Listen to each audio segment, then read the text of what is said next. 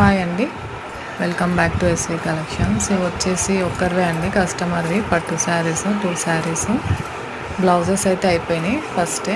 ఇవి వచ్చేసి కొంగుముళ్ళు వేయమన్నారు, అసలు టైం లేకుండే, ఓన్లీ 1 డేనే ఉంది మ్యారేజ్ అనేసి రెడీమేడ్ తీసుకొని ఫాస్ట్గా వేసానండి. కంప్లీట్ మొత్తానికైతే అయిపోయినాయి.